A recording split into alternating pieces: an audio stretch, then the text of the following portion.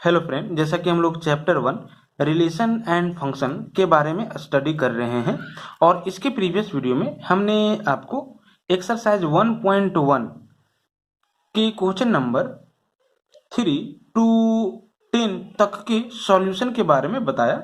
आज के इस वीडियो में हम question number 11 to next questions के सॉल्यूशन के बारे में बताने वाले हैं, है ना। जरा आप क्वेश्चन नंबर 11 को देखो। कहता है solve that the relation R in the set A of points in a plane given by this in relation R contain ordered pair PQ such that distance of P from the origin is same as the distance of the point Q from the origin। कहता है कि आप दिखाओ कि एक relation R जो कि set ये में डिफाइंड हुआ है और सेट ये जो है वो क्या चीज का सेट है, तो एक प्लेन में जो भी पॉइंट्स कंटेन है वो सारे पॉइंट्स का एक सेट है ना।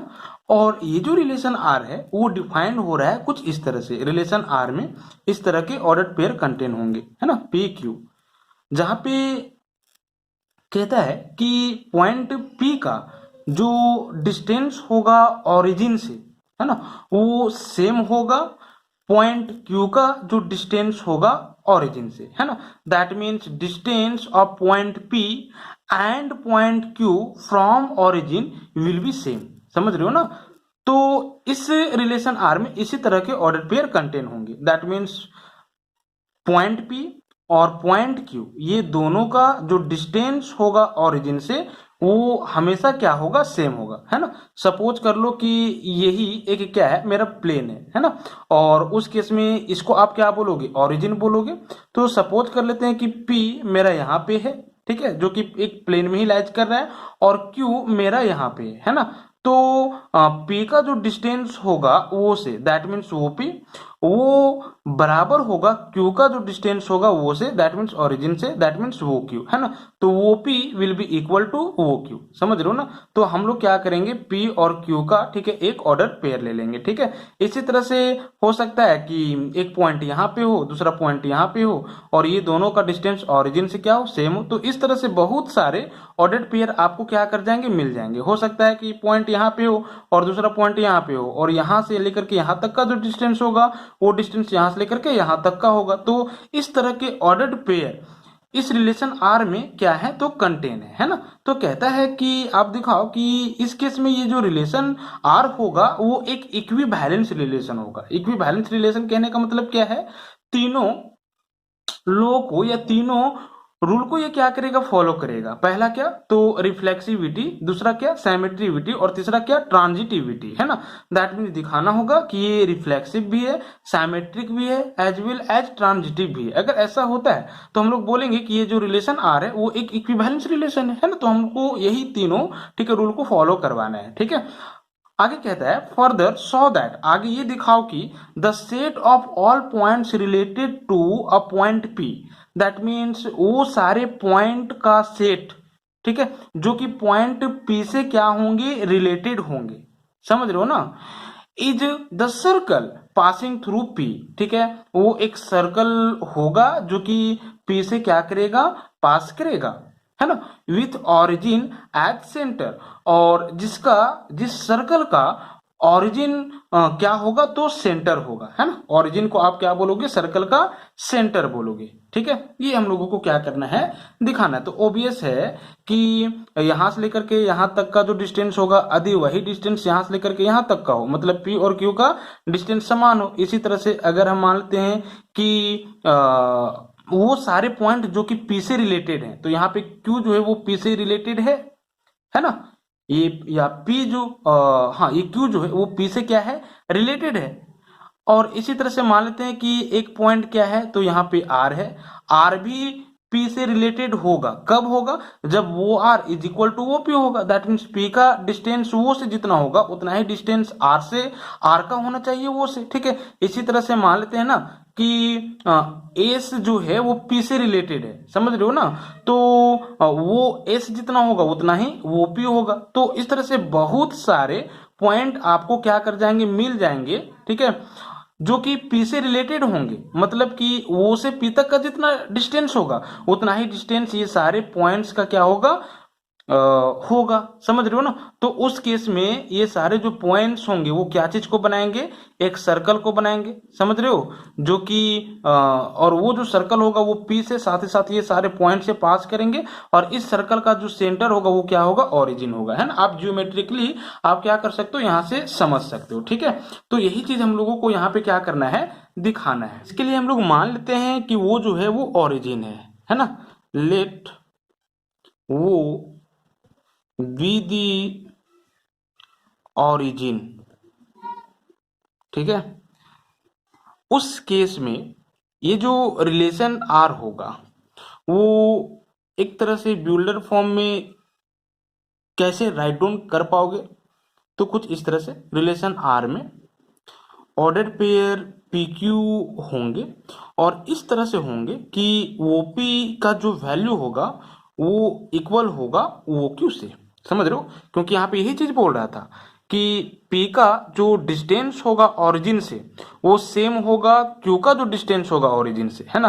तो हम मान लेते हैं कि वो जो है वो ओरिजिन है, तो OP का जो वैल्यू होगा दैट मीन्स P का डिस्टेंस जो ओरिजिन से होगा वही डिस्टेंस Q का होगा ओरिजिन से, that means OP will be equal to OQ, है ना। ये स्टेटमेंट में जो राइट डाउन किए हुए है आप मैथमेटिकल स्टेटमेंट में OP is equal to OQ write down कर सकते हो, है ना।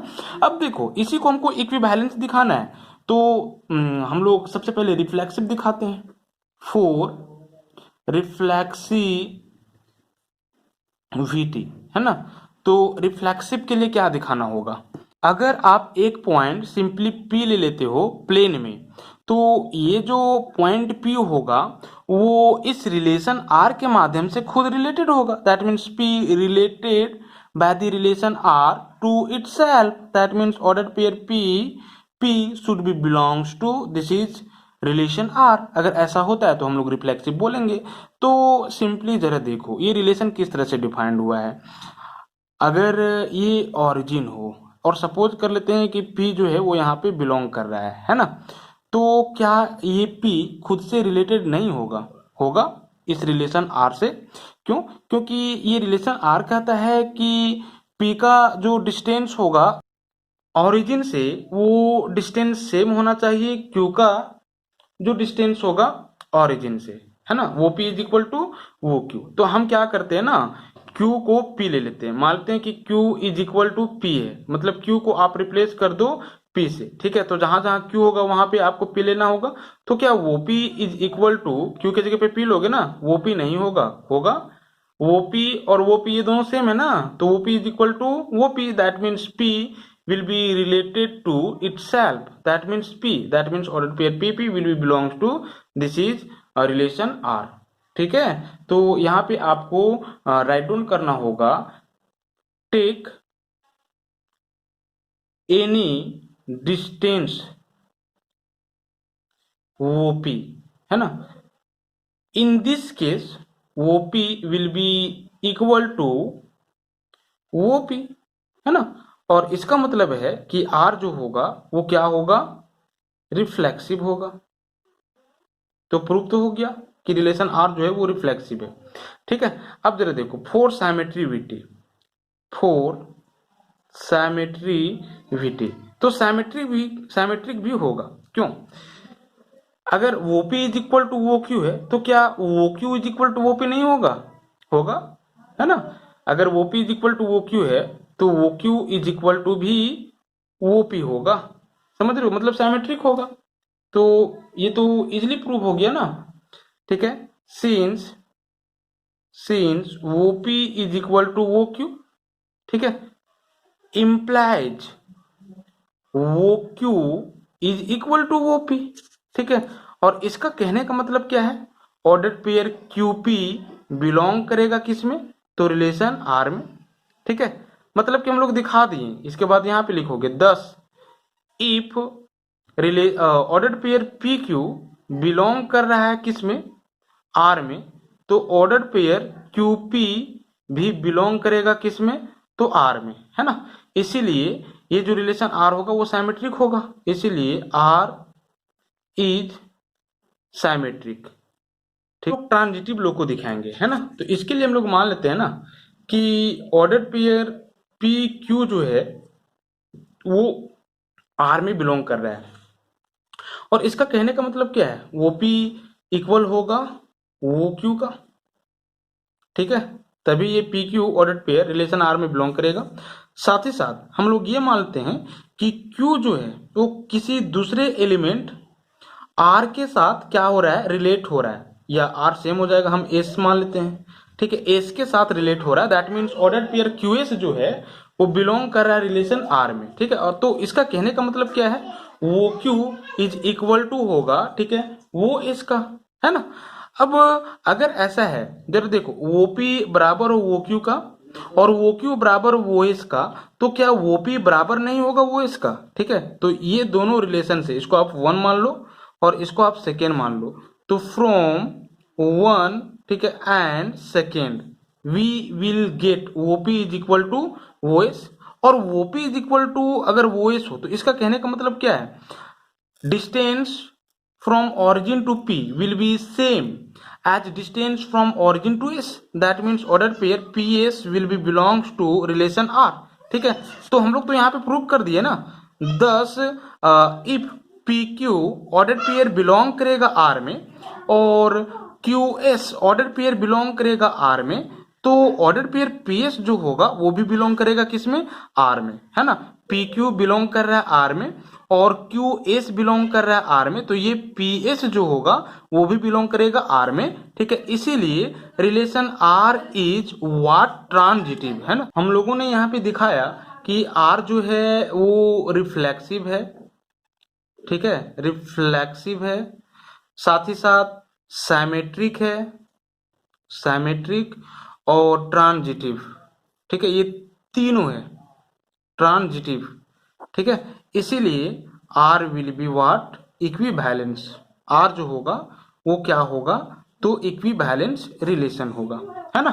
ये प्रूफ हो गया। अब जरा देखो, सिंपली हमको सेकेंड पार्ट में ये प्रूव करना था कि वो सारे पॉइंट्स जो कि पी के साथ एसोसिएट हो रहे हैं उनसे एक सर्कल बनेगा, ठीक है, जिसका सेंटर ओरिजिन होगा। मानते हैं कि पी यहाँ पे है, समझ रहे हो, तो ओरिजिन वो होगा और वो से लेकर के पी तक का जो डिस्टेंस होगा वो ये होगा, समझ रहे हो। मान लेते हैं कि क्यू जो है वो क्या हो रहा है, एसोसिएट हो रहा है किससे, पी से, मतलब कि क्यू रिलेटेड है पी से। इसका मतलब है कि order pair Q P belong कर रहा है किस में, तो रिलेशन आर में, है ना। और इस केस में वो क्यू जितना होगा उतना ही वो पी होगा, वो क्यू जितना होगा उतना ही वो पी होगा, समझ रहे हो। इसी तरह से हम लोग मान लेते हैं कि आर जो है, ठीक है, वो यहाँ पे है और ये भी आर जो है वो पी से एसोसिएट हो रहा है ना।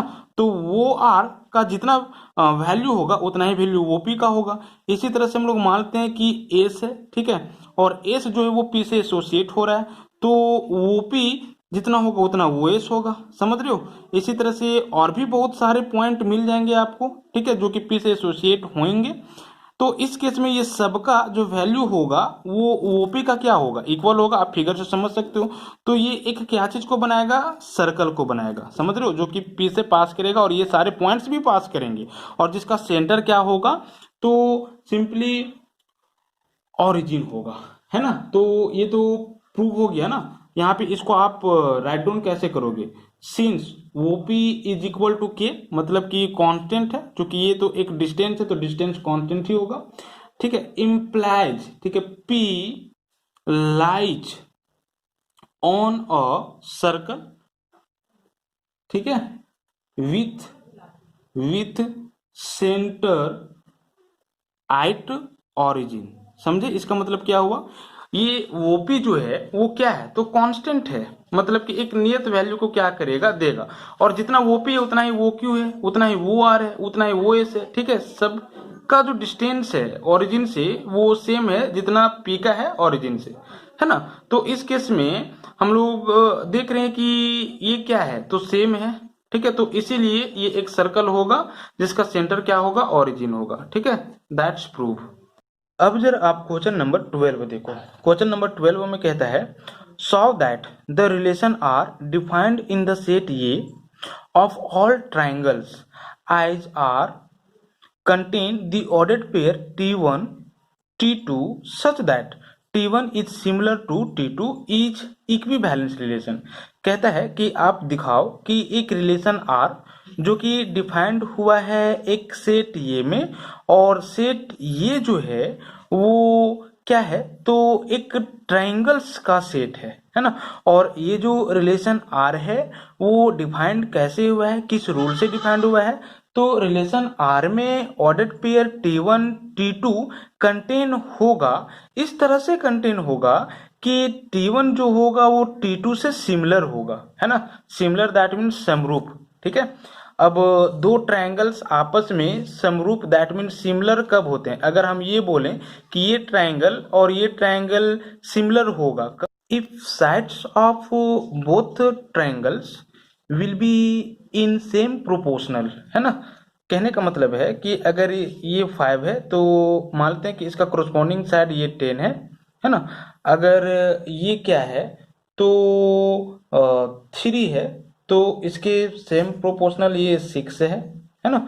और अगर हम मान लें कि ये जो साइड है वो 4 है तो हो सकता है ये 8 हो, समझ रहे हो ना। तो देख सकते हो कि ये दोनों ट्रायंगल्स के कोरस्पॉन्डिंग साइड सेम प्रोपोर्शनल में, समझ रहे हो। 5 टू जा, ठीक है, 3 टू जा एंड 4 टू जा, दैट मीन्स आप देख सकते हो कि 5/10 इज इक्वल है किसका, तो 3/6 का, ठीक है, इक्वल है किसका, तो 4/8 का, है ना। 1/2, ठीक है, 1/2 1/2, समझ रहे हो। तो ये दोनों क्या होगा, तो सिमिलरली सिमिलर होगा, सिंपली सिमिलर होगा, है ना। अब जरा देखो, अगर T1 सिमिलर है T2 का, ठीक है, तो क्या T2 सिमिलर नहीं होगा T1 का, तो ये साइमेट्रिक होगा। और अगर रिफ्लेक्सिव का बात करें तो एक ट्रायंगल खुद का सिमिलर होगा कि नहीं, ठीक है। अगर हम ये बोलें कि ये ट्रायंगल, ठीक, अपने से ही क्या हो, सिमिलर हो, तो ये कहना उचित है कि नहीं, तो उचित है, ये सही है ना। मतलब कि T1 will be similar to itself, similarly T2 will be similar to itself, that means हर एक ट्रायंगल खुद के क्या होंगे, सिमिलर होंगे, है ना।